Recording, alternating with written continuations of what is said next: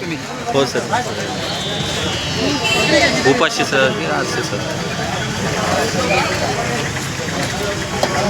शर्मा हो sir, thank you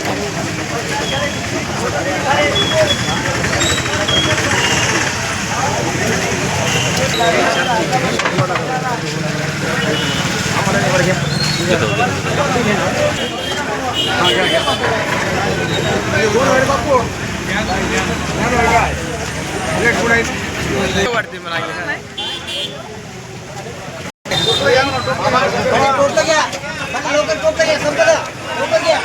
बरोबर sir ना.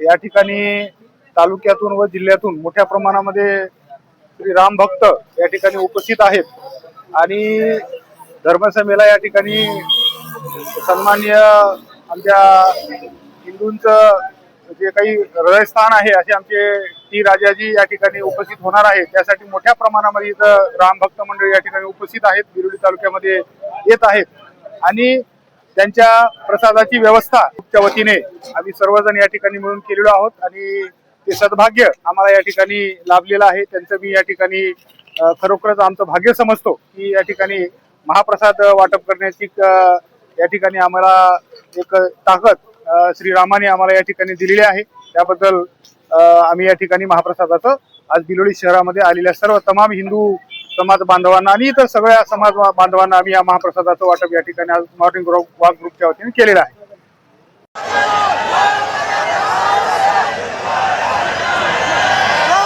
सर्वजण एकदा मोठ्या आगमनामध्ये जय श्रीराम, जय श्रीराम.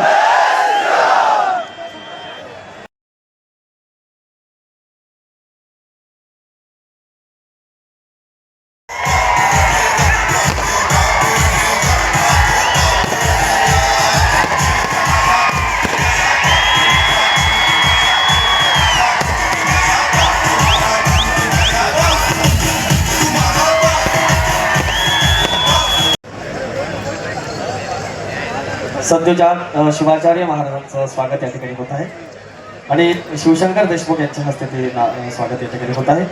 त्यानंतर श्री नागबाबा ब्रह्मगिरी गुरु कल्याणगिरी रामजन्मोत्सव समिती नांदेड यांचं स्वागत करण्यासाठी मी मंगेश गाजेवार यांना विनंती करतो की आपण मंचावर यायचं आहे. श्री पुरण महाराजजी, श्री व्यंकटाचार्य महाराजजी व उपस्थित सर्व मान्यवर, आपण या धर्मसभेसाठी गेल्या 3 वर्षापासून आपण वाट पाहत आहोत. जसे हिंदू हृदय सम्राट आदरणीय टी राजा भैया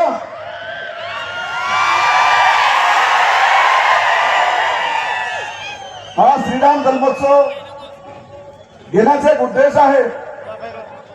एक हिंदू समाजाचा सामूहिक शक्तीचं प्रदर्शन तालुका स्तरावर, जिल्हा स्तरावर व्हावं, या हिंदू एकतेचा संदेश देशभरामध्ये जावा, या अनुषंगाने आपण दरवर्षी धर्मसभेचं आपण नियोजन करीत असतो. विश्व हिंदू परिषद बजरंग दल गेल्या अनेक वर्षापासून बिलोली प्रकरणामध्ये गोहत्या असेल, लव जिहाद असेल, लँड जिहाद असेल आणि अशा एक विषयावर विश्व हिंदू परिषद बजरंग दलाचे कार्यकर्ते काम करत असतात. आज या धर्मसभेसाठी गेल्या 2 महिन्यापासून 150 कार्यकर्ते आपलं घरदार सोडून समाजाला एकत्रित करण्यासाठी प्रखंडामध्ये प्रत्येक गावामध्ये बैठका करून असं विशाल धर्मसभेचं स्वरूप आज आपल्याला दिसायला. मित्रांनो, हा उद्देश आहे एक हिंदू समाजाच्या सामूहिक शक्तीचं प्रदर्शन झालं पाहिजे. आज अखंड जनसमुदायाच्या समोर हिंदू हृदय सम्राट आदरणीय टी राजा भैया यांचं दर्शन झालं. आज खूप आनंदी झालं मित्रांनो. आपण गेल्या अनेक वर्षाची प्रतिष्ठा, गेल्या अनेक वर्षाची प्रार्थना होते की आदरणीय भैया बिलोलीमध्ये धर्मसभेसाठी यावं.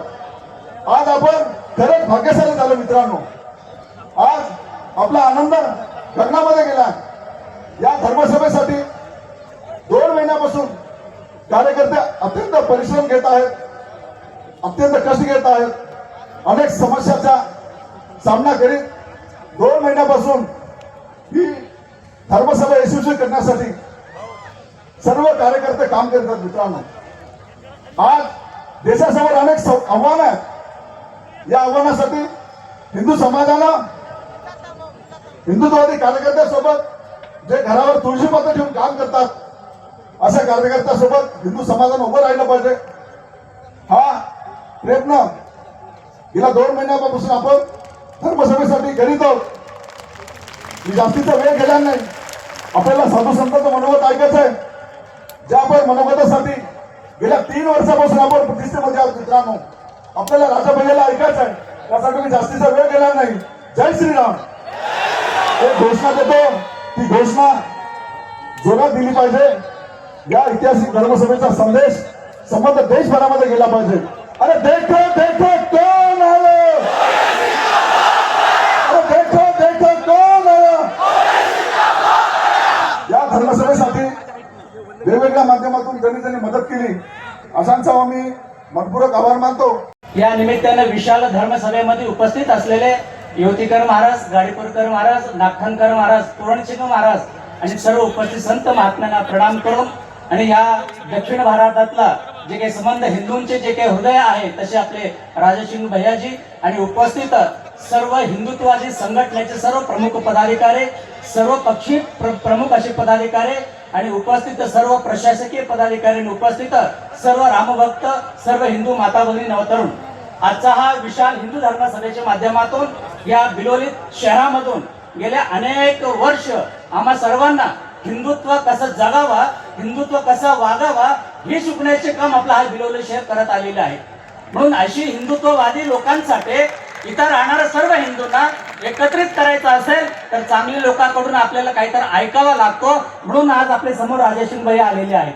म्हणून आज उपस्थित सर्व विशाल अशी हिंदू समाजाला माझं फार काय बोलणं नाही, माझं 2च मिनिट असं बोलणं आहे तर आज आपला हिंदू समाज काय करू लागलेले आहे.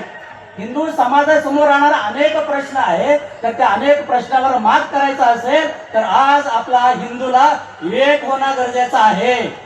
आज आम्ही सगळे एक आहोत का? मग एक राहायचं असेल तर काय केलं पाहिजे? जाती मत पंथ बाजूला ठेवून इथं येणारा सगळे आम्ही सगळे कोण आहोत? आम्ही सगळे कोण आहोत? या हिंदू या नात्यानं आपला जाती घरामध्ये ठेवावा आणि हिंदू फक्त आवाजाने चालणार नाही, गळ्यामध्ये भगवा गमछा टाकले तर जमणार नाही. हिंदू होऊन जगावा लागतो. हिंदू जगण्याकरिता या सर्व हिंदूंना माझं सांगणं आहे, कपाळावर गंध लावा, चला नामस्मरण करा, देवदेव करा.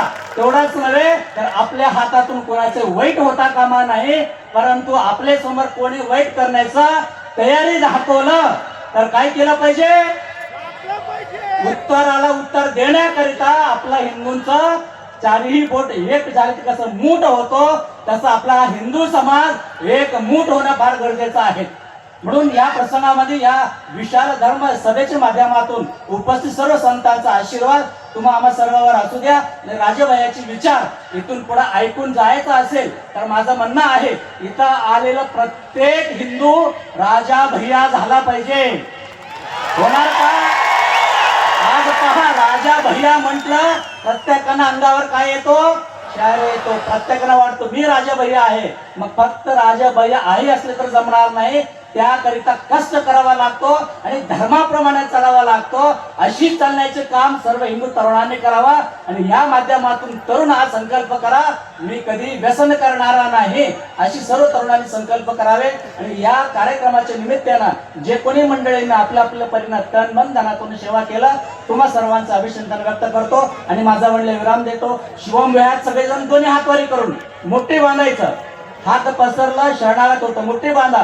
भारत माता के, भारत माता के, वंदे वंदे, जय श्रीराम.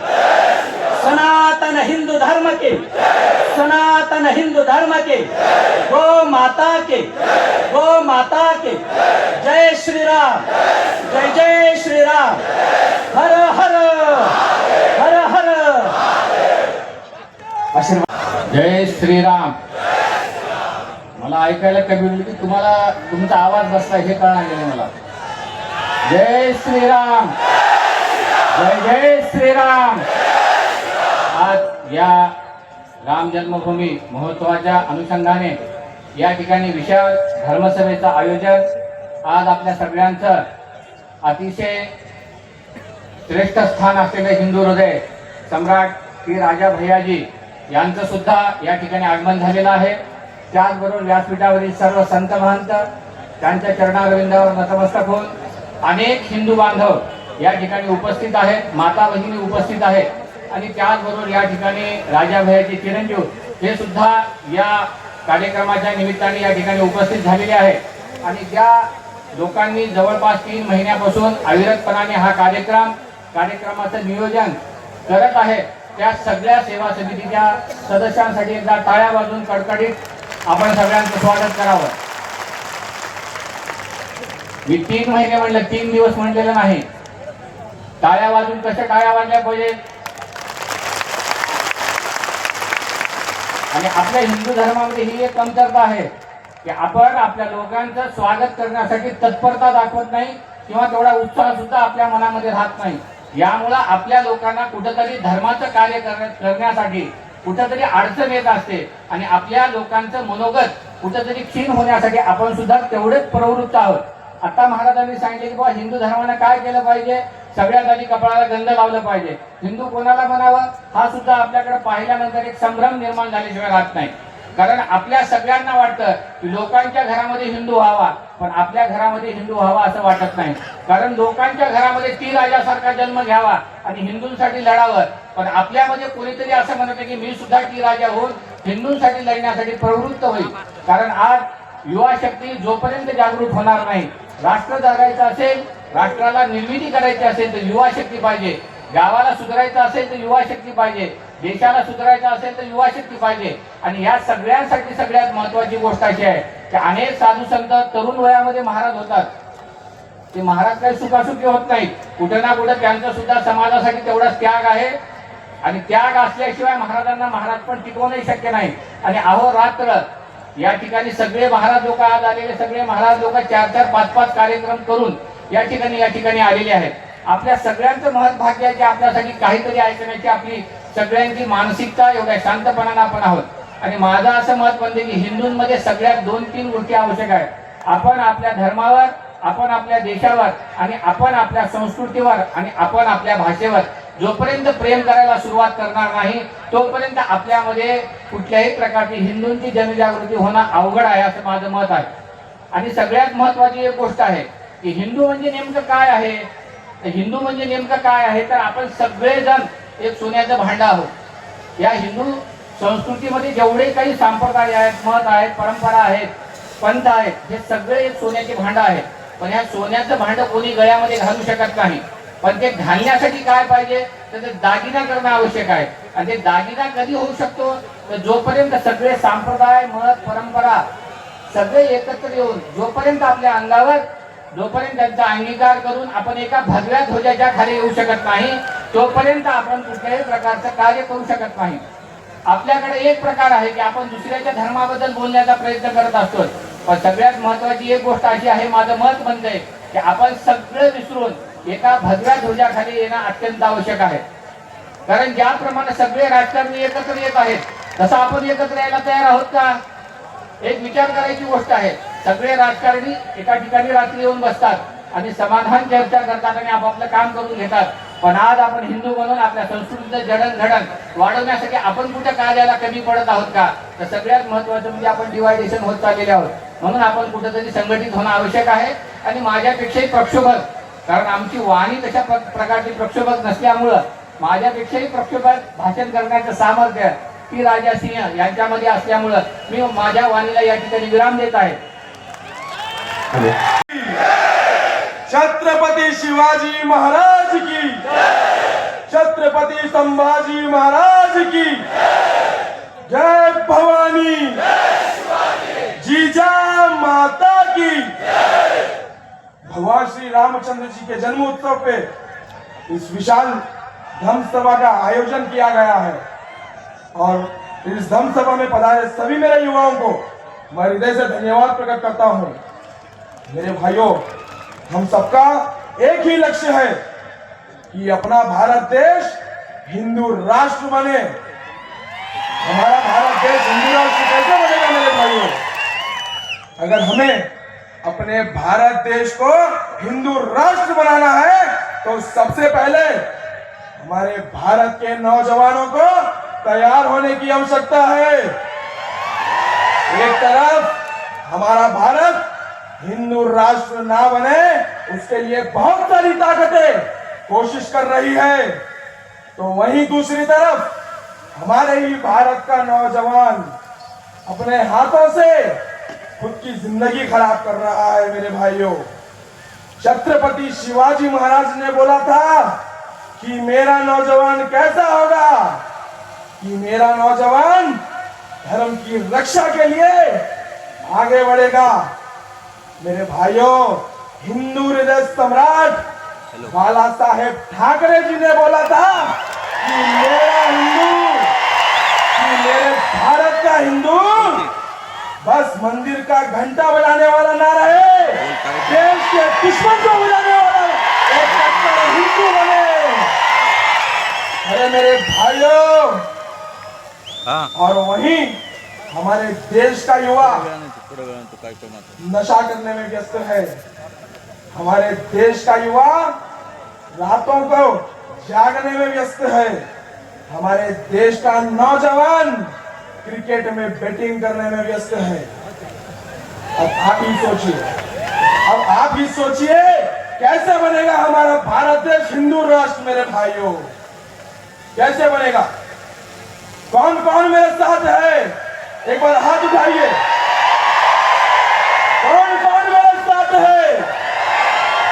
मैं ज्यादा ना कहते हुए ये सबसे निवेदन करता हूं कि मेरे भाइयों, संगठित हो जाओ। यही वक्त है संगठित होने का। अरे जात पात की करो विदाई, हम सब हिंदू भाई भाई। बोलो भारत माता की, भारत माता की। अपने दोनों हाथ उठाकर बोलिए, भारत माता की, भारत माता की। छत्रपति शिवाजी महाराज की, छत्रपति शिवाजी महाराज की। जीजा माता की, छत्रपति संभाजी महाराज की। जय श्री राम, जय श्री राम। धन्यवाद मेरे भाइयों। यानंतर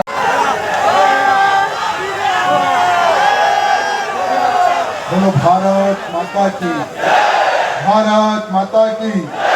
जय श्री राम, जय श्री राम, जय श्री राम। छत्रपति शिवाजी महाराज की, छत्रपति शिवाजी महाराज की। संभाजी राजे की, जीजा माता की। आज विश्व हिंदू परिषद के तत्वाधान में एवं समस्त हिंदू समाज के तत्वाधान में जो भगवान श्री रामचंद्र जी के इस जन्म उत्सव के शुभ अवसर पर आपके इस भिलोली में भव्य रूप से एक शोभा यात्रा भी निकली है और भव्य रूप से धर्म सभा भी हो रही है मेरे मित्र। और हम सबको आशीर्वाद देने के लिए मंच पर उपस्थित शिवानंद महाराज जी, मंच पर उपस्थित नारा श्याम महाराज जी, महंत एकनाथ महाराज जी, स्वामी वेंकटाचार्य जी महाराज जी, विरूपक्ष महाराज जी एवं इस सभा के लिए लगभग 3 साल से हमारे पीछे पड़े थे कि भैया जी एक बार भिलोली आपको आना है, एक बार आपको भिलोली आना है। जो कार्यकर्ता आप चाहते हैं छत्रपति शिवाजी महाराज के सचमुच में मामले अगर कहीं हैं, हमारी भिलोली में है। आप एक बार आइए। तो मैंने लगभग 3 वर्ष उनको समय नहीं दिया। मैंने कहा कि भाई भिलोली में कैसे मैं आऊं, वहां पर संख्या क्या रहेगी क्या नहीं रहेगी मुझे पता नहीं, लेकिन एक बार आप आके देखिए। तो आज हमारे बजरंग दल के कट्टर कार्यकर्ता गजानन जी के आह्वान पर यहां पर मुझे आने का सौभाग्य मिला। लेकिन जब मैंने सुना कि ये धर्म सभा को रोकने के लिए दुश्मन तो बहुत ताकत लगाएगा हमें पता है, लेकिन हमारे ही लोग धर्म सभा के विरोध में, हमारे ही नेता लोग धर्म सभा के विरोध में, हमारे ही स्थानीय लोग धर्म सभा के विरोध में। दुर्भाग्य की बात है ये हिंदू नहीं है, ये कन्वर्टेड हिंदू है जो लोग इस धर्म सभा का विरोध करेंगे। आज भिलोली में इतनी बड़ी हिंदुओं का जन सैलाब है। यहाँ पर आज भिलोली का हिंदू अगर जागेगा तो नुकसान किसका होगा, फायदा किसका होगा, वो हिंदूवादी नेता जरा विचार कर लेना। आज इतनी बड़ी संख्या में यहाँ पर जो हिंदू नौजवान भारत बने, हिंदू राष्ट्र का सपना लेने के लिए आया है, इसका नुकसान किसको होगा, इसका फायदा किसको होगा, हमारे उन नेताओं को विचार करने की आवश्यकता है जो इस धर्म सभा को रोकने का प्रयत्न करें। हम किसी के विरोधी नहीं हैं। हम चाहते हैं कि महाराष्ट्र का आखिरी हिंदू जाग जाए। हम चाहते हैं कि भारत देश के हर वो राज्य का आखिरी हिंदू जाग जाए, क्योंकि आने वाला समय युद्ध का समय है मेरे मित्रों। आने वाला जो समय होगा वो युद्ध का समय होगा। वो युद्ध के लिए हमारा नौजवान तैयार है या नहीं है, इस विषय पे हमें विचार करने की आवश्यकता है मेरे मित्रों। चंद्रशेखर ने एक बात कही है, जब हमारा लक्ष्य हिंदू राष्ट्र का है तो हमारा नौजवान किस दिशा में जा रहा है। क्या नशा करने से क्या हमारा हिंदू नौजवान क्या मजबूत रह सकेगा मेरे मित्रों? अरे वो खुद की रक्षा नहीं कर सकता है तो क्या वो हमारे धर्म की, क्या वो हमारे परिवार की रक्षा कर सकता है? आप बताना मेरे मित्रों। आज हमारे धर्म का दुश्मन, हमारे देश का दुश्मन हिंदुओं का खात्मा करने की योजना बना रहा है। आज हमारा धर्म का दुश्मन, आज हमारे देश का दुश्मन भारत में रहकर अपनी जनसंख्या बढ़ा रहा है। आज हमारे धर्म का दुश्मन, आज हमारे देश का दुश्मन गजवा हिंद करने की एक बहुत बड़ी योजना बना रहा है, वो तैयार हो रहा है। हम 5 हमारे 50 की स्कीम लेकर वो आगे बढ़ रहा है। वो शस्त्र विद्या सीख रहा है, वो जिम जाकर अपने आप को मजबूत कर रहा है। क्यों? अपने आप को इसलिए वो मजबूत कर रहा है क्योंकि आपकी गर्दनें काट सके। हमारे हिंदू बहन बेटियों के साथ में बलात्कार कर सके, इसलिए वो अपने आप को तैयार कर रहा है। सोचो एक बार, सोचो एक बार मेरे मित्रों, दुश्मन की तैयारी क्या है और हमारी तैयारी क्या है, एक बार विचार करो मेरे मित्रों। एक समय पहले भारत पर संकट आया था। एक समय पहले इसी प्रकार से हिंदुओं को काटा जा रहा था, हिंदुओं को मारा जा रहा था। लेकिन एक समय पहले मेरे मित्रों 27 सितंबर 1925 में विजयदशमी के शुभ अवसर पर एक ऐसे संगठन का निर्माण हुआ और वो संगठन का उद्देश्य था मेरी संस्कृति बचे, मेरा देश बचे, मेरा धर्म बचे, मेरे देश का नौजवान एक कट्टर देशभक्त बने, मेरा देश का नौजवान एक कट्टर हिंदू बने। राष्ट्रीय स्वयंसेवक संघ की स्थापना मेरे मित्रों 1925 में विजयदशमी के शुभ अवसर पर हुई थी मेरे मित्रों। हमारे डॉक्टर जी की सोच क्या थी? क्योंकि हमारा देश आज संकट की राह पर गुजर रहा है, हमारे देश पर अंग्रेजों का राज है, इन अंग्रेजों से मुक्त कराना, मेरे हिंदू समाज को, मेरे देश को सुरक्षित रखना, यही डॉक्टर जी का सपना था मेरे मित्रों। आज करोड़ों की संख्या में राष्ट्रीय स्वयंसेवक संघ के कार्यकर्ता तैयार हो गए मेरे मित्रों। यहां पर कितने ऐसे नौजवान हैं जो संघ की शाखा में जाते हैं? हाथ उठाइए। यहां पर ऐसे कितने नौजवान हैं जो विश्व हिंदू परिषद से जुड़े हुए हैं? यहां पर ऐसे कितने नौजवान हैं जो बजरंग दल से जुड़े हुए हैं? मेरे मित्रों, मुझे गर्व है आप पर। मैं गर्व करता हूं आप पर क्योंकि आप उस संस्था से जुड़े हुए हैं जिस संस्था की वजह से हमारा भारत देश सुरक्षित है। मेरे मित्रों, आप उस संस्था से जुड़े हुए हैं। लेकिन कुछ लोग कहते हैं कि ये आरएसएस वाले कभी भारत देश के तिरंगे को प्रणाम नहीं करते। ये आरएसएस वाले कुछ नहीं करते सिवाय हिंदू और मुसलमान करते। कुछ घटिया राजनेता इस प्रकार से कमेंट करते हैं। मेरे मित्रों, तो उन राजनेताओं को कहना चाहूंगा, ये वही आरएसएस है, ये वही राष्ट्रीय स्वयंसेवक है जहां जहां पर अगर कहीं पर भूकंप आ जाए तो सबसे पहले पहुंचने वाला स्वयंसेवक होता है। मेरे मित्रों, अगर कहीं पर सुनामी आ जाए तो सबसे पहले पहुंचने वाला राष्ट्रीय स्वयंसेवक संघ का कार्यकर्ता होता है। मेरे मित्रों, अगर कहीं पर भी बड़ी बड़ी आपदा आ जाए तो वहां पर स्वयंसेवक का कार्यकर्ता पहुंचकर ना हिंदू देखता है, ना मुसलमान देखता है, ना सिख देखता है, ना ईसाई देखता है, सबकी सेवा करता है। वो है राष्ट्रीय स्वयंसेवक संघ का कार्यकर्ता। मेरे मित्रों, वो है राष्ट्रीय स्वयंसेवक संघ का कार्यकर्ता। और लोग कहते हैं कि राष्ट्रीय स्वयंसेवक संघ कुछ नहीं करता, जैसे हमारे राहुल गांधी जी हैं, सोनिया मम्मी के बेटे, वो बार बार संघ को टारगेट करते, बार बार संघ पर कमेंट करते। तो राहुल गांधी जी और हमारी उनकी मम्मी सोनिया गांधी जी से निवेदन करना चाहता हूं, हमारे संघ की शाखाएं लगती है, 7 दिन की भी शाखा होती है, 14 दिन की भी शाखा होती है। एक बार राहुल गांधी जी को 14 दिन की शाखा में भेज दो, देश क्या है समझ में आ जाएगा, धर्म क्या है समझ में आ जाएगा, राष्ट्रीय स्वयंसेवक संघ क्या है राहुल गांधी को समझ में आ जाएगा।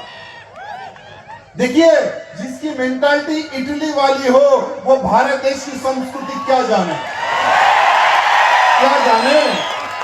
आज भारत देश सुरक्षित है तो वो राष्ट्रीय स्वयंसेवक संघ की वजह से है मेरे मित्रों, ना कि तुम्हारे पूर्वजों की वजह से। क्योंकि तुम्हारे पूर्वजों ने तो देश को बेच दिया है, तुम्हारे पूर्वजों ने तो देश को तोड़ दिया है, वो तुम्हारे खानदान का इतिहास रचा है।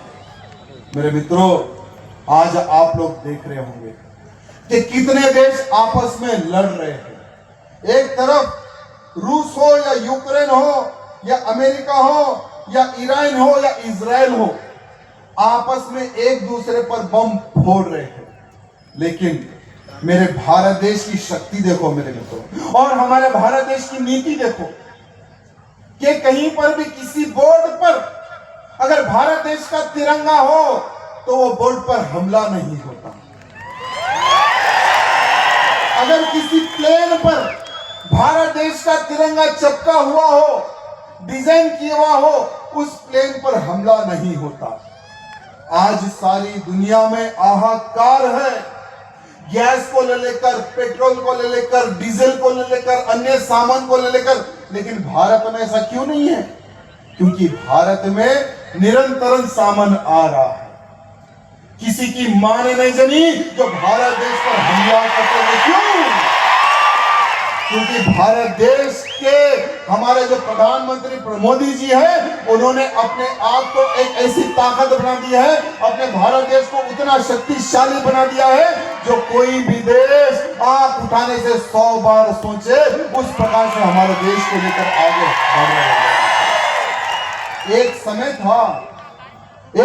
था 2014 से पहले भारत देश पर आतंकी हमले होते थे। क्या होते थे? आतंकी हमले होते थे। तो वो समय की सरकार लव लेटर यानी पत्र लिखती थी पाकिस्तान को कि भाई आपके पाकिस्तान आए और यहां पर बम फोड़ा, कृपया करके उन आतंकियों को सरेंडर करवा दे। ऐसे पत्र लिखती थी वो समय की सरकार, लेकिन आज की सरकार भगवाधारी सरकार है। आज की सरकार आपकी सरकार है। आज की सरकार हम सबकी सरकार है, हमारी सरकार है। यानी हमारे घर के बड़ों से लड़ना भी है गुरुजी, डिमांड भी करना है। अगर वो गलती करे तो गलती भी हम चार के सामने भी सुनाएंगे। आज अगर हमारे भारत देश पर कोई भी आतंकी हमला होता है तो घर में घुस के मारने का कल्चर हमारे भारत का है। यहां कल्चर किसने प्रारंभ किया था? हमारे हनुमान जी ने, हमारे बजरंगबली ने लंका में घुसकर लंका जलाई थी, रावण के शैतानों को भगा भगा के मारा था। यानी हमारे बजरंगबली का जो कल्चर था घर में घुस के मारने का था, वही कल्चर हमारे मोदी जी फॉलो कर रहे हैं। लव लेटर का कल्चर नहीं, डायरेक्ट मिसाइल का कल्चर हमारे प्रधानमंत्री मोदी जी अपना रहे हैं। हमारे प्रधानमंत्री जी सर्जिकल स्ट्राइक भी करते हैं। आपको पता है कि हमारे प्रधानमंत्री जी सर्जिकल स्ट्राइक करना किससे सीखे? किससे सीखे पता है आपको? आप सबको बताना कि हमारे छत्रपति शिवाजी महाराज की जो नीति थी सर्जिकल स्ट्राइक वाली, वही नीति मोदी जी अपनाते हैं। शाहिद खान पर हमारे प्रधानमंत्री मोदी जी ने जब रिसर्च किया कि शाहिद खान पर छत्रपति शिवाजी महाराज ने कैसा हमला किया, तो सर्जिकल स्ट्राइक वो समय पर हमारे छत्रपति शिवाजी महाराज ने वो शाहिद खान पर की थी। इसलिए हमारे प्रधानमंत्री जी भी वही नीति अपनाते हैं मेरे मित्रों, डायरेक्ट हमला, नो कॉम्प्रोमाइज। मेरे मित्रों, हमारे छत्रपति शिवाजी महाराज की एक नीति, हमारे छत्रपति शिवाजी महाराज की एक नीति बहुत अच्छी थी, दुश्मन को जिंदा नहीं छोड़ते थे। हमें भी नहीं छोड़ना। हमारे छत्रपति शिवाजी महाराज जो हमारे पूर्व में, जो हमारे पिछले जो राजा महाराजाओं ने जो गलती की है, वो कभी हमारे शिवाजी महाराज ने गलती नहीं की। जब भी मौका मिलता था दुश्मन को ऐसी मौत देते थे, इतिहास याद रखता था। जैसे अफजल खान का हाल क्या किया था हमारे शिवाजी ने? उसका पेट फाड़कर उसकी अतरिया बाहर निकालने वाले हमारे छत्रपति शिवाजी महाराज मेरे मित्रों। लेकिन छत्रपति शिवाजी महाराज के पैर उसमें पड़े थे अफजल खान ने कि शिवा एक बार छोड़ दो, मुझे एक बार बख्श दो, तुम्हें तुम्हारे भगवान की सौगंध, तुम्हें तुम्हारी माता की सौगंध। लेकिन शिवाजी महाराज को पता था ये मुसलमान पीछे से हमला करने वाले गद्दार होते हैं,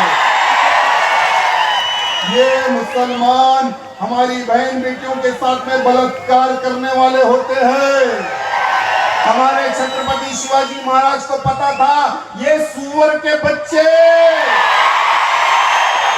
इन सुअर के बच्चों पर कभी विश्वास नहीं करना है। मेरे छत्रपति शिवाजी महाराज ने उस हरामी के गर्दन काटकर प्रतापगढ़ किले पर लटकाया था। ये थे हमारे संभाजी महाराज, वो थे हमारे छत्रपति शिवाजी महाराज मेरे मित्रों। आज मैं एक न्यूज देख रहा था, हमारे महाराष्ट्र के जो हमारे मंत्रीगण हैं, नीतीश राणा जी का एक इंटरव्यू देख रहा था मैं गुरुजी। हमारे नीतीश राणा जी ने एक बहुत अच्छा इंटरव्यू दिया। अगर उस पर वो इंप्लीमेंट करते हैं तो सारा हिंदू समाज उनको प्रणाम करेगा। हमारे नीतीश राणा जी ने क्या कहा कि महाराष्ट्र में जितने भी मदरसाएं हैं उन सबको हम बंद करेंगे।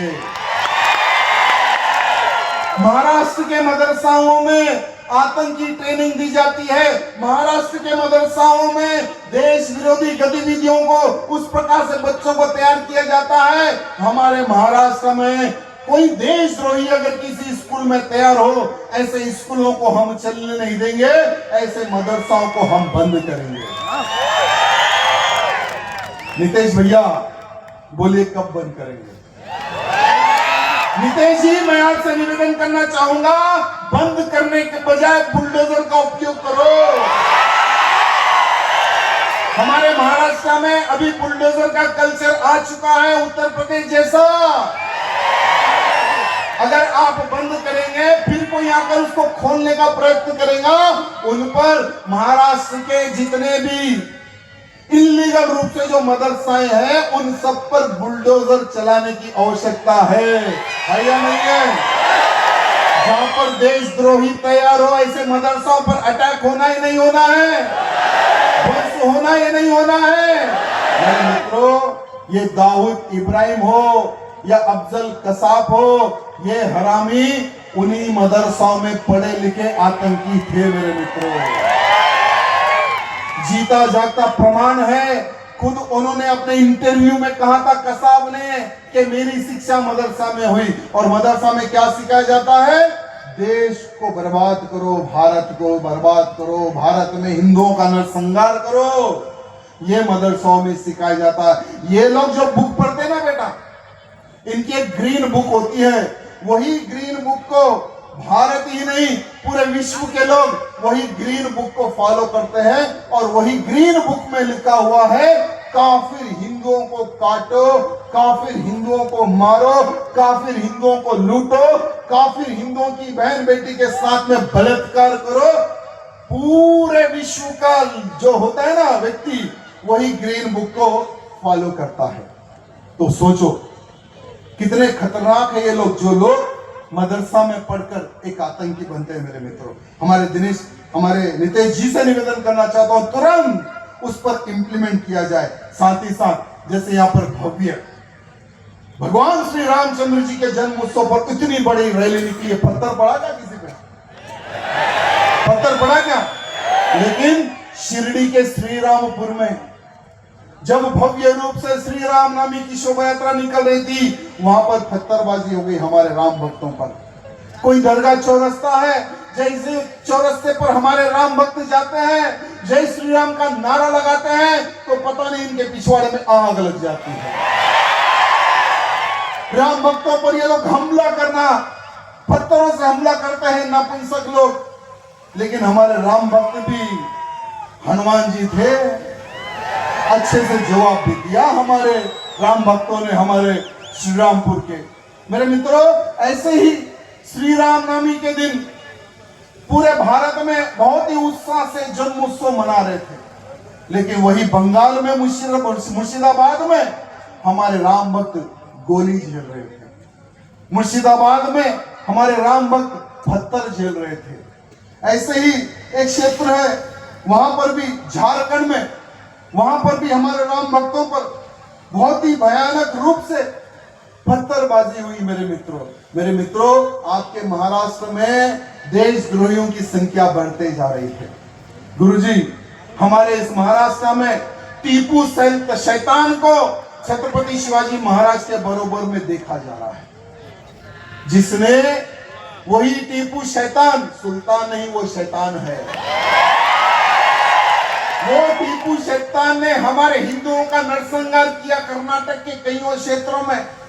आज भी कर्नाटक के गांव में दीपावली नहीं मनाई जाती, काली दीपावली मनाई जाती है, क्योंकि दीपावली के अवसर पर ही हमारे ब्राह्मणों का नरसंहार यही टीपू सुल्तान ने किया था।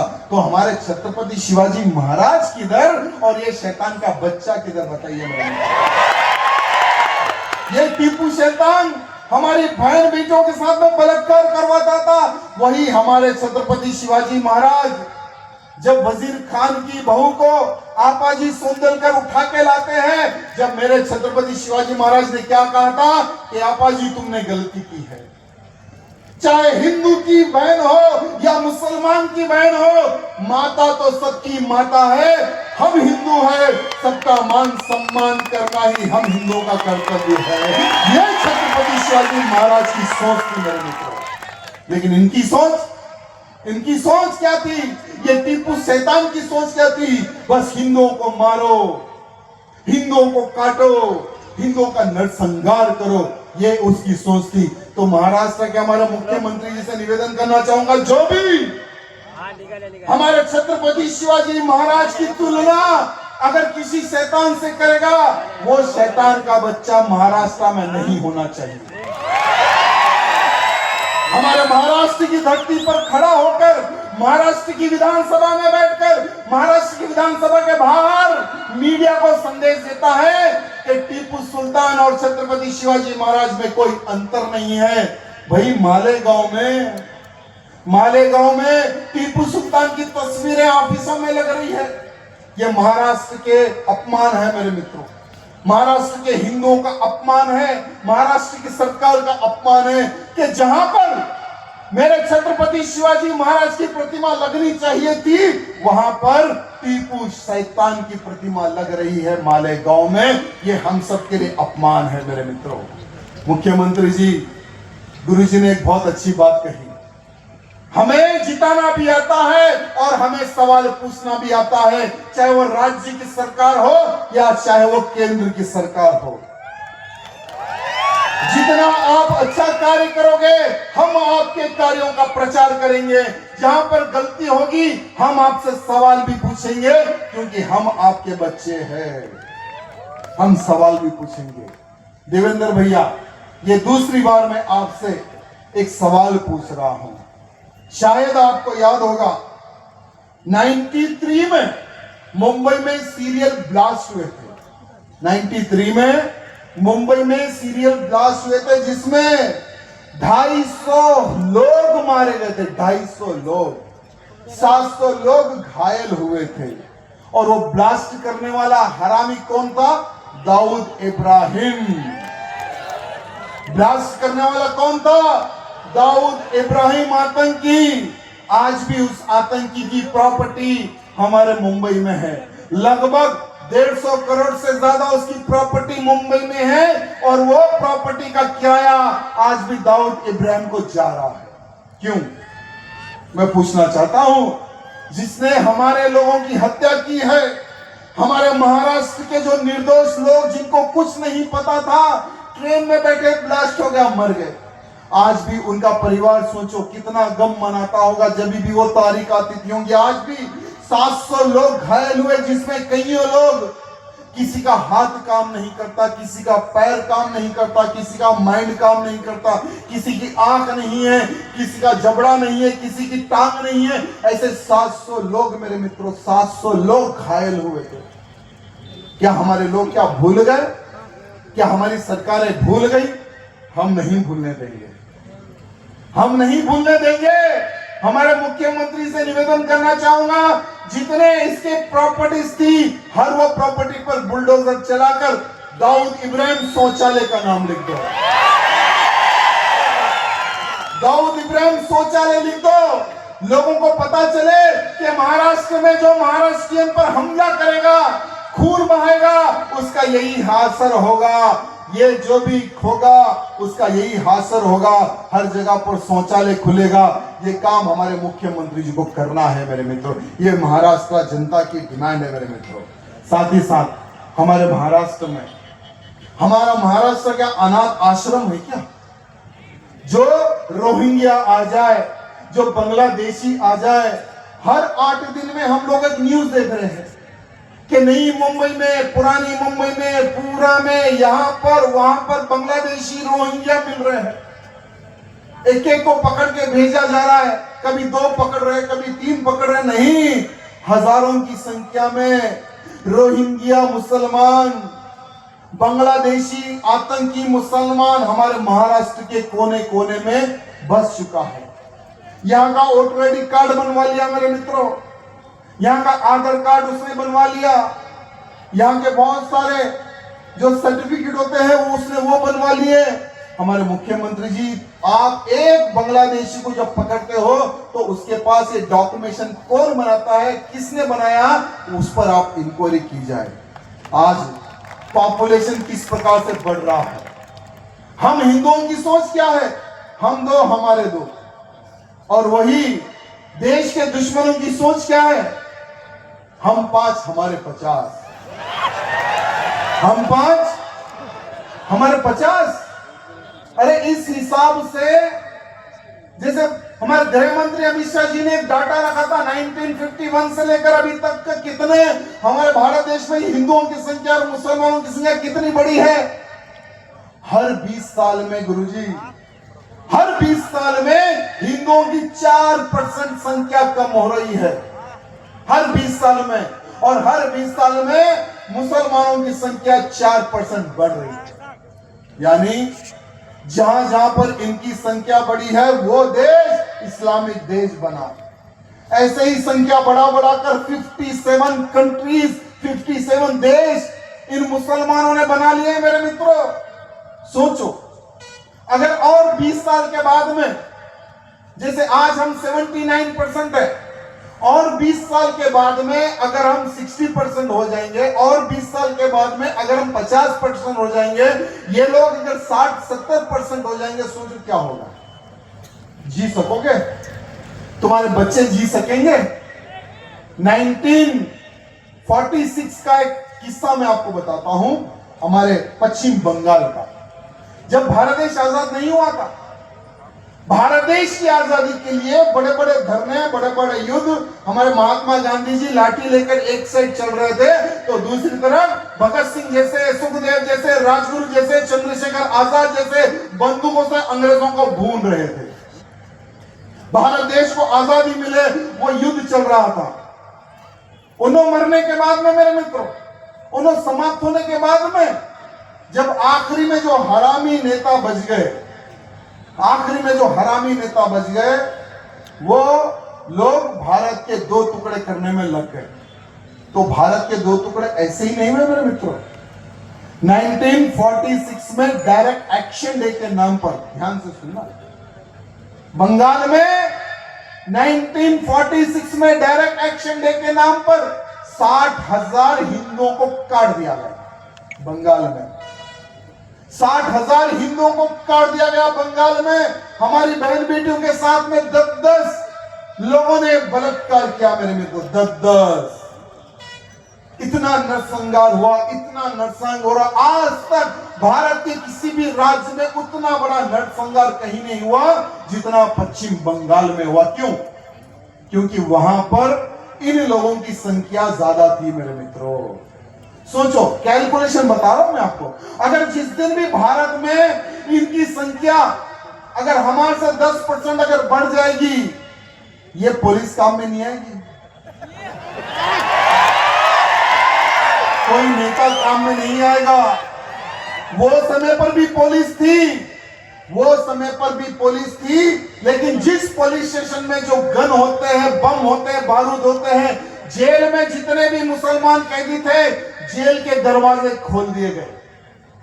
बिना किसी पकड़े जेल के कैदियों को बाहर निकाला गया। उनको हथियार दे दिए गए, पुलिस के हथियार, और उनको कहा गया, क्योंकि वो समय का बंगाल का मुख्यमंत्री एक मुसलमान था मेरे मित्रों। वो समय पर कहा गया कि जिस घर पर हरा मार्क हो, उस घर में जो करना है करो, जला दो, काट दो, पीट दो, लूट लो, जो करना है करो। ऐसे कैदियों को भी बंदूक दिए गए। तो सोचो, अगर हम 50 और ये 60 और 70 हो जाएंगे, तो क्या हमारी रक्षा पुलिस कर सकेगी? क्या हमारी रक्षा नेता कर सकेंगे? जो आज नेता हैं, धर्म सभा को, आज इस धर्म सभा को रोकने का जो नेता प्रयत्न करे हैं, वही समय पर अगर नेता होंगे तो कहेंगे नेता, नहीं नहीं, मुझे तो मेरा धर्म बदल दो तुरंत, मैं भी कटवा लूंगा, मैं भी तुम्हारे में मिल जाऊंगा, मैं भी तुम में से एक ही हूं। ये नेताओं की जो मेंटालिटी होती है ना, वो मैं आपको बता रहा हूं मेरे मित्रों। बाला साहेब ठाकरे जैसा नेता ना है, ना था, ना आगे भी होगा। जो हिंदुत्व की बात करते थे, राजनीति को लात मारते थे, ऐसे नेता हमें चाहिए मेरे मित्रों, हमें ऐसे नेता चाहिए। और हमारे प्रधानमंत्री मोदी जी से निवेदन करना चाहेंगे हम कि हमने, भारत के हर वो हिंदू ने संगठित होकर भगवा सरकार को केंद्र में बिठाया है, भगवा सरकार को केंद्र में बिठाया है। मोदी जी, आज भारत का हिंदू ये आपसे पूछ रहा है कि हम तो, हमारे तो ठीक है, ये हम 5, हमारे 50 वाली स्कीम को खत्म किया जाए। हम 5, हमारे 50 की स्कीम को खत्म किया जाए। जनसंख्या नियंत्रण कानून को पास किया जाए। गौ हत्या को राजमाता का दर्जा मिले, वो कानून पास किया जाए। साधु संतों की रक्षा हो, वो कानून पास किया जाए। मठ मंदिरों पर किसी सरकारी कब्जा ना हो, मठ मंदिरों पर साधु संतों का हक हो, वो कानून पास किया जाए। आपको हिंदू राज लाने के लिए वहां पर बिठाया गया। आपको हिंदू राज लाने के लिए वहां पर बिठाया गया। प्रधानमंत्री जी, मैं आज चैलेंज करता हूं आपको। प्रधानमंत्री जी, मैं आपको चैलेंज करता हूं, ये चुनाव छोड़ दो, आने वाले चुनाव में आप खुद बोलेंगे कि इस बार हमें जिता दो, हम भारत को हिंदू राष्ट्र घोषित करेंगे। ठीक है? अभी तो हम हमारे हिंदुओं को इकट्ठा करने में, अभी तो हमारा हिंदू कुंभकर्ण की नींद सो रहा है। अभी तो हम हमारे हिंदुओं को जगाने में लगे हुए हैं। जागेगा हिंदू, वो समय जागा था। हिंदू ने केवल एक उंगली क्या बताई, प्रधानमंत्री मोदी जी को बना दिया। जिस दिन हिंदुओं का पंजा उठेगा, उस दिन देश के दुश्मनों का नामो निशान इस भारत से मिटेगा मेरे मित्रों।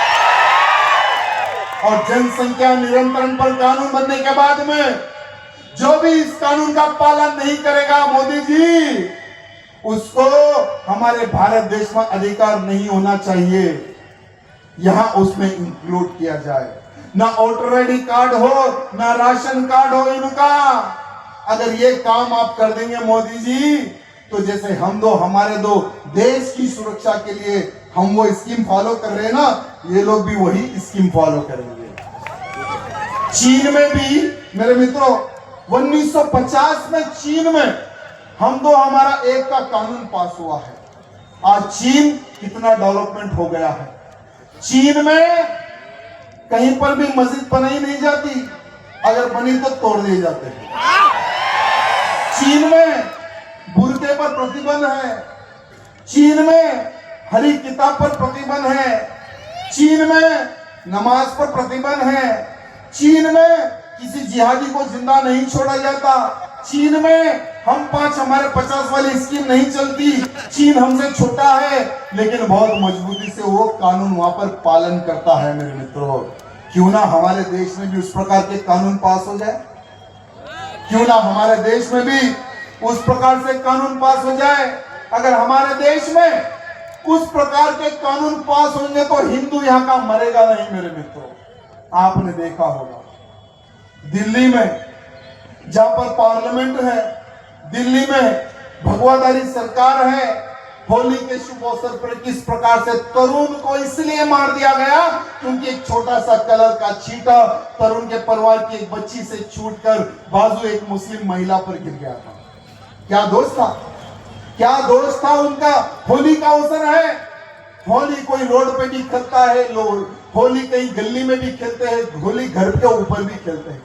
थोड़ा सा कलर क्या गिर गया, वो मुस्लिम महिलाएं अपने बच्चों को फोन करके 20-25 मुसलमानों को बुलाकर तरुण पर हमला करवा के मरवा दिया। इनकी सोच क्या है, हिंदुओं को काटो, हिंदुओं को मारो। जैसे मैंने कहा था, याद रखना, हरी किताब में यही लिखा हुआ है, काफिरों को काटो, काफिरों को मारो। वही फॉलो ये लोग कर रहे हैं। और पता है जिसने तरुण पर हमला किया उनका बिजनेस क्या था, कलर बनाने का ही बिजनेस था। कलर बनाकर हिंदुओं को बेचते थे, वो धंधा ये लोग करते थे। अभी 3 दिन पहले मेरे मित्रों उत्तर प्रदेश के एक क्षेत्र में नितिन नामक एक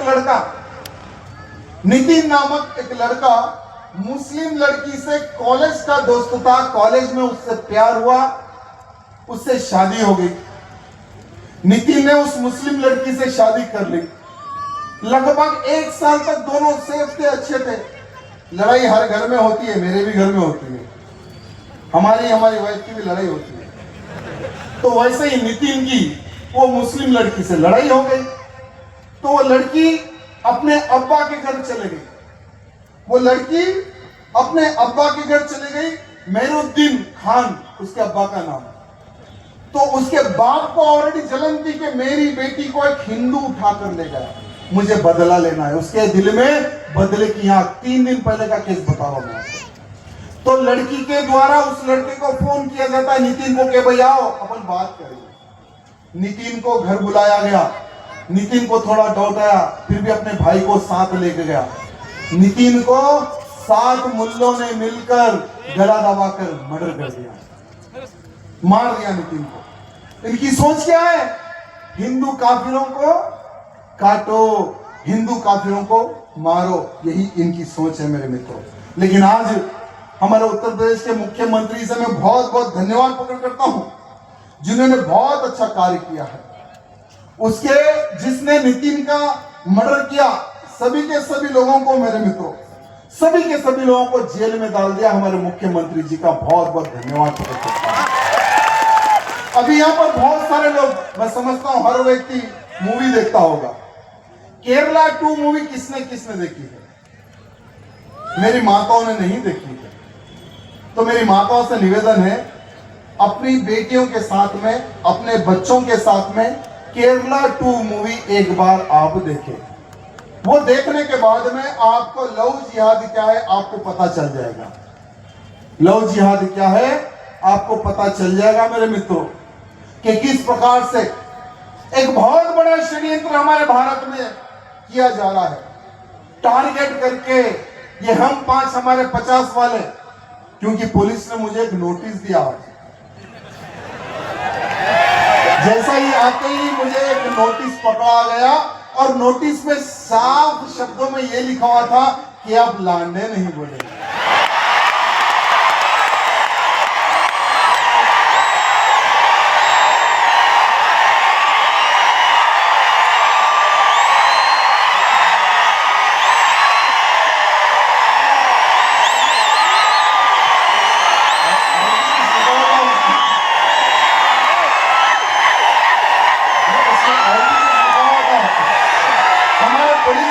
ये लिखते हैं कि आप मुल्ले भी नहीं बोलेंगे,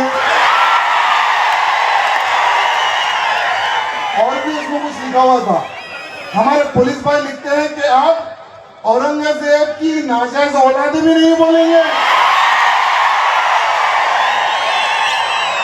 इसमें औरत भी लिखा हुआ था।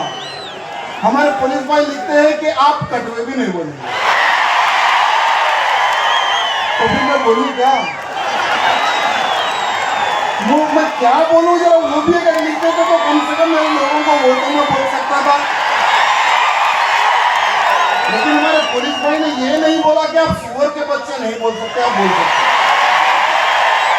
तो ये जो हमारे भारत देश में जो लव जिहाद का जो षड्यंत्र कर रही है सुअर के बच्चे, नेक्स्ट बार जब भिलोली में सभा होगी तो ये भी इंक्लूड कर देना कि आप सुअर के बच्चे भी बोल सकते। तो लव जिहाद के नाम पर मेरी बहन को, मेरी बेटी को ये सुअर के बच्चे फंसाकर किस प्रकार से बच्चा पैदा करने की मशीन बनाते हैं, किस प्रकार से तिलक लगाकर हमारी हिंदू बहन बेटियों को धोखा करते हैं, किस प्रकार से हमारी बहन बेटी बच्चा पैदा करने की मशीन नहीं बनती है तो उसको कैसा काट कर फ्रीज में पैक करते हैं, वो मूवी में क्लियर बताया गया मेरी बहनों, क्लियर बताया गया। वो मूवी पता है क्यों बनी है?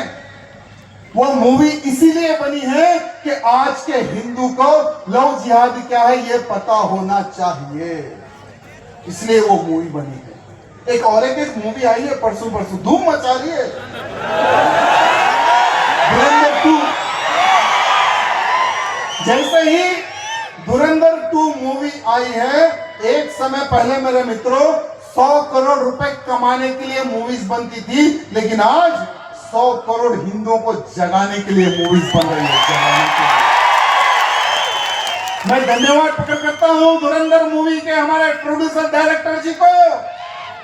आपके द्वारा हमें जो नोटबंदी देश में क्यों की गई है, ये आपकी मूवी द्वारा आज के भारतीयों को, हिंदुओं को पता चल रहा है। आपके द्वारा हमें यह पता चल रहा है कि पाकिस्तान में बैठे हुए आतंकी जब भारत में बम धमाके करते हैं, उन बम धमाकों में निर्दोष लोग मारे जाते हैं। मारने वाला आतंकी पाकिस्तान में सुरक्षित बैठा था, वो आतंकियों के सीने में गोली कौन मार रहा है हमारे भारत से जाकर, उस मूवी के बाद में हमें पता चल गया है कि भारत में ऐसे भी वीर सैनिक हैं जो पाकिस्तान में घुसकर आतंकियों के सीने पर, उनके सर पर गोली भी मार सकते हैं। हमें आपके द्वारा पता चल रहा है, हमें पता चल गया कि हमारा देश आज सुरक्षित है। क्यों? क्योंकि हमारे देश की रक्षा का कमान हमारे प्रधानमंत्री मोदी जी संभाल रहे हैं। और हमारे प्रधानमंत्री मोदी जी नो कॉम्प्रोमाइज के मूड में रहते हैं। आप जैसा हमारे जैसा, आप जैसा हमारे जैसा नो कॉम्प्रोमाइज के मूड में होते हैं।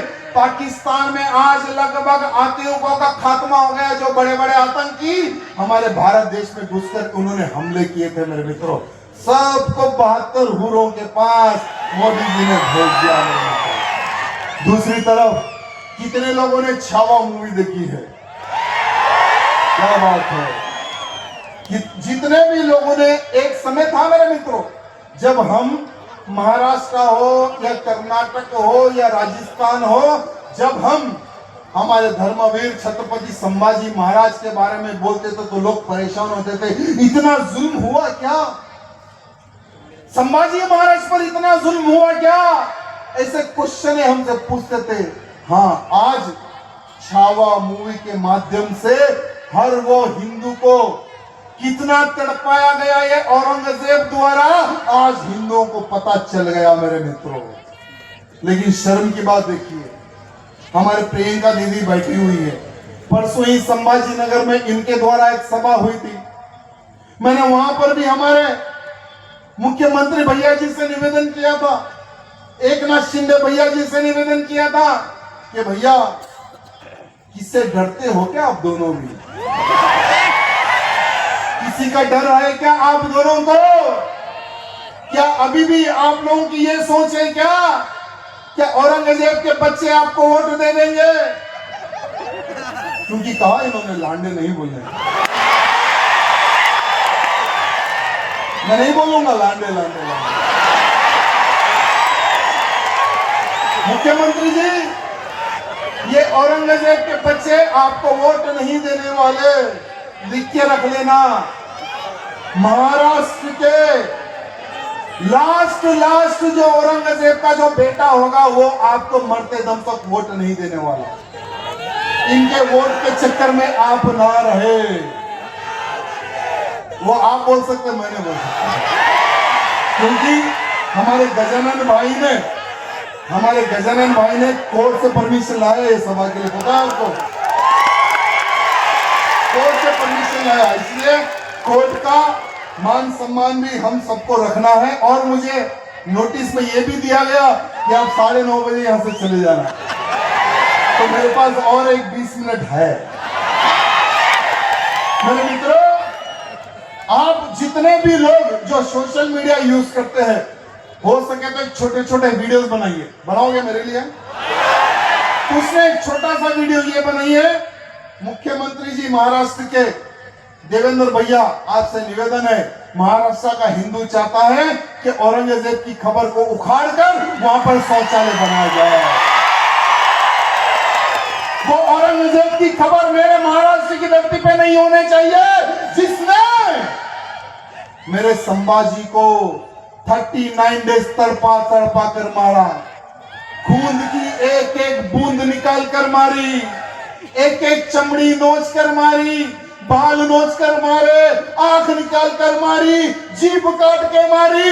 ऐसे मेरे संभाजी महाराज, छत्रपति शिवाजी महाराज के बेटे संभाजी महाराज को मारने वाले हरामी औरंगजेब की कब्र मेरे महाराष्ट्र की धरती पर नहीं होनी चाहिए। मेरे महाराष्ट्र की धरती पे नहीं होनी चाहिए। भाई, ये राजनेताओं को पूछना चाहता हूं, राजनीति करो, बहुत सारे सब्जेक्ट है राजनीति करने के, लेकिन जैसा ही चुनाव आता है औरंगजेब का मुर्दा उठकर आपके सामने आ जाता है, तब आप कहते हैं कि हम औरंगाबाद बदलेंगे नाम। कब बदला गया नाम? जब इलेक्शन मूवमेंट था, जब हिंदू समाज पुकारता था कि औरंगाबाद का नाम बदलो, संभाजीनगर लगाओ। जब हिंदू समाज एक हुआ, उनको पता चला कि अगर हम नाम नहीं बदलेंगे तो उस क्षेत्र का वोट नहीं मिलेगा, नाम बदला गया। आप में कितनी ताकत है ये बता रहा हूं मैं, आप में कितनी ताकत है ये बताओ। इसलिए जितने लोग एक छोटा छोटा वीडियो बनाकर यूट्यूब पर, फेसबुक पर, इंस्टाग्राम पर अपलोड कर दो। मुख्यमंत्री जी, चुनाव भले ही कुछ साल होंगे, लेकिन हमें चुनाव से पहले रिजल्ट चाहिए। बोलिए कितने लाख कार्यकर्ता चाहिए, कितने लाख संभाजी महाराज के मामले चाहिए, हम लेकर आएंगे मुख्यमंत्री जी, क्योंकि आपको हमने ही वहां पर बिठाया है। हमने आराम करने के लिए नहीं बिठाया है, ये औरंग का नाम और निशान मिटाने के लिए आपको हिंदुओं ने वहां पर बिठाया है। बस बुलडोजर लेकर आ जाना, कितने लाख हिंदू चाहिए बता देना, उतने लाख हिंदुओं को लेकर हम पहुंच जाएंगे हमारे संभाजी नगर। मेरे मित्रों, हम हमारे मुख्यमंत्री जी को धन्यवाद भी कहेंगे, क्योंकि हमारे ही इस महाराष्ट्र के बहुत सारे जिलाओं में हमारे हिंदू बहन बेटी, हिंदू परिवारों का, आदिवासी भाई बंधुओं का धर्मांतरण हो रहा था। धर्मांतरण रोकने के लिए उन्होंने बहुत ही अच्छा कानून बनाया, इसके लिए हमारे मुख्यमंत्री जी को धन्यवाद। गौ हत्या के ऊपर आपने कानून बनाया, गौ माता को राज्य माता का दर्जा इस राज्य में दिया, इसके लिए भी हमारे मुख्यमंत्री जी को धन्यवाद। देखिए मुख्यमंत्री जी, जब आप अच्छा कार्य करोगे तो आपको तालियां भी मिलेगी, लेकिन आप हमारे घर के बड़े हैं, बड़ों से सवाल करना छोटों का कर्तव्य बनता है, और हम छोटे हैं, हम आपसे सवाल पूछते हैं, हम आपसे निवेदन करना चाहते हैं। हमारी एक आखिरी इच्छा है, औरंगजेब का नामो निशान इस धरती से मिटे, ये हिंदुओं की इच्छा है। मिटना चाहिए ना, पक्का मिटना चाहिए ना। तो मुख्यमंत्री जी के लिए सब लोग एक वीडियो बना देना मेरे मित्रों, सब लोग। और साथ ही साथ जैसे जाति पाति की करो विदाई, हम सब हिंदू भाई भाई कौन कहते हैं? बागेश्वर धाम के महान हमारे धीरेन्द्र कृष्ण शास्त्री जी संदेश देते हैं कि हमें जाति में नहीं बंटना है, हमें हिंदू राष्ट्र के लिए कार्य करना है। और जिस दिन हिंदू जाति पाति में बट जाएगा, उस दिन से हिंदू कट जाएगा, ये हमारे गुरुजी कहते हैं, साधु संत कहते हैं मेरे मित्रों। लेकिन एक तरफ हम जाति में बट रहे, इसलिए हमारा नुकसान हो रहा है। इसलिए जिहादी अलग अलग प्रकार से हमारे देश पर, हमारे धर्म पर हमला करने की सोच रख रहे हैं मेरे मित्रों। मेरे मित्रों, कितने लोगों के पास तलवार है घर में, अपने बताइए। महाराष्ट्र की धरती में, छत्रपति शिवाजी महाराज की धरती के नौजवान मालों के घर में इतना कम हथियार। मेरे मित्रों, अपने जो भगवान की जो कुटिया होती है ना, वहां पर हथियार रखना लीगली अलाउ है, इलीगल नहीं है। जिस दिन आप हथियार बाहर निकाल के किसी पे हमला करोगे, तभी वो इलीगल कहलाएगा, याद रखना मेरे मित्रों। आने वाला समय युद्ध का समय है, आने वाला समय युद्ध का समय है। जब युद्ध होगा भारत को हिंदू राष्ट्र बनाने के लिए, तब क्या करोगे बताइए? कैसे लड़ोगे दुश्मन से? कैसे लड़ोगे दुश्मन से? लकड़ी से लड़ोगे, लकड़ी से लड़ोगे। वो बम बंदूक बारूद लेकर आएगा मेरे मित्रों। जितने लोग धर्म के लिए, देश के लिए लड़ना चाहते हैं ना, गन लाइसेंस के लिए अप्लाई कर दो। आपको बजरंग दल के जो हमारे गजानन जी है ना, आपको लीगली कहां पर सपोर्ट करना है, आपको सपोर्ट कर देंगे। हर घर में आज बंदूक होनी चाहिए, लीगली बंदूक। कम से कम अगर एक 6 देशद्रोही अगर हमारे घर पर हमला करने आए, तो उनके माथे पर गोली मार सके, ऐसे हमारे घर में हथियार होना चाहिए मेरे मित्रों। अगर हथियार नहीं होगा तो तुम तुम्हारी बहन बेटियों की रक्षा कैसे करोगे? मेरे को बताओ, बताओ मुझे, कैसे करोगे? पश्चिम बंगाल देखिए ना, पश्चिम बंगाल में कैसा काटा गया, अभी पश्चिम बंगाल का हिंदू जाग रहा है, हल्लो। अभी पश्चिम बंगाल का हिंदू अभी जाग रहा है। अगर पश्चिम बंगाल का हिंदू आज नहीं जागेगा तो आने वाले समय में पश्चिम बंगाल का हिंदू सुरक्षित नहीं रहेगा। पश्चिम बंगाल में हमारी बहन बेटियों को उठाया जाएगा। आज पश्चिम बंगाल के हिंदुओं को जागने की आवश्यकता है। मेरे मित्रों, हमारे उत्तराखंड के मुख्यमंत्री जी का भी हमारे राणा जी से एक बहुत अच्छा बयान आया है। उत्तर प्रदेश, क्षमा चाहूंगा, उत्तराखंड देवभूमि, कितने लोग चारधाम यात्रा गए? मैं 20 तारीख जाने वाला हूं, आ जाना। हमारे उत्तराखंड देवभूमि है। किसी भारत में चारों धाम के दर्शन नहीं होते, आपको उत्तराखंड में होता है मेरे मित्रों। वही उत्तराखंड के हमारे मुख्यमंत्री जी 500 मदरसाओं पर प्रतिबंध लगाने वाले हैं। 2 दिन पहले स्टेटमेंट आया। हमारे उत्तराखंड के मुख्यमंत्री जी धन्यवाद, आप देवभूमि की रक्षा के लिए बहुत अच्छा काम कर रहे हैं, लेकिन वहां पर भी जनसंख्या बढ़ रही है। उत्तराखंड में भी बहुत तेजी से जनसंख्या बढ़ रही है। मैं समझता हूं आने वाले 20 साल के बाद में चारधाम यात्रा भी सुरक्षित नहीं रहेगी मेरे मित्रों। उस प्रकार से माहौल वहां का खराब हो रहा है। मैं अभी आ रहा था वहां पर, एक मेरा दोस्त और उसके साथ एक 4-5 लोग मिले। भैया जय श्री राम, जय भीम। उसका नारा क्या था? जय श्री राम, जय भीम। मैंने भी कहा जय श्री राम, जय भीम। तो मैंने उससे क्वेश्चन पूछा कि भैया आज हमारे एससी समाज को क्या हो गया? जय भीम के ट्रैप में क्यों आ रहे आप लोग? मैंने क्वेश्चन पूछा उससे, जय भीम के ट्रैप में आप लोग क्यों आ रहे हो? तो उसने जवाब नहीं दिया मुझे। भैया ये जय भीम मतलब बोलने से क्या होगा? तो मैंने उसको थोड़ा इतिहास बताया, आपको भी बताऊंगा। जब भारत देश आजाद हुआ तो पाकिस्तान का पहला प्रधानमंत्री कौन बना? मोहम्मद अली जिन्ना। तो मोहम्मद अली जिन्ना जब भारत से जा रहा था पाकिस्तान, तो जाते जाते उसने सोचा कि भाई मैं कुछ दलित भाइयों को भी पाकिस्तान ले चले जाऊं, तो मेरे पाकिस्तान में थोड़ी जनसंख्या भी अच्छी रहेगी। तो जोगेंद्रनाथ मंडल जी को गुरुजी पाकिस्तान में जाते जाते मोहम्मद अली जिन्ना लेकर चले गए। तो ठीक है, बहुत सारे जोगेंद्रनाथ जी के साथ में लाखों हमारे दलित भाई बंधु पाकिस्तान चले गए, लाखों की संख्या में। जैसा ही मोहम्मद अली जिन्ना कुत्ते की मौत मारा जाता है, मर जाता है वो। हाँ, समय भी हो गया। तो जैसे ही वो मर जाता है, मरने के बाद में प्रधानमंत्री बदलने के बाद में और जोगेंद्रनाथ मंडल जी को कानून मंत्री बनाया गया था वहां पर।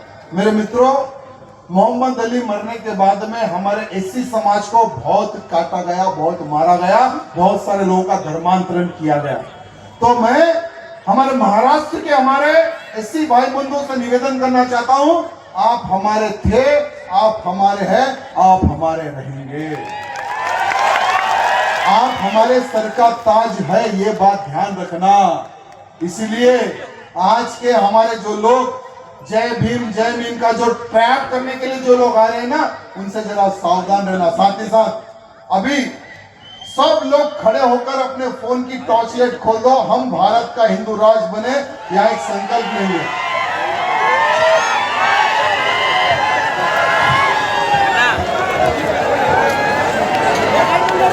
ऊपर तारे नहीं यार हो, राइट हैंड अपने सीने पे लगाओ, आंख बंद करके श्री छत्रपति शिवाजी महाराज को स्मरण करो। मैं जब मेरे धर्म के लिए कार्य करते रहूंगा, मैं जब तक जीवित रहूंगा, लव जिहाद हो, धर्मांतरण हो, मैं जब तक जीवित रहूंगा, मेरे परिवार की रक्षा के लिए छत्रपति शिवाजी महाराज को साक्षी मानकर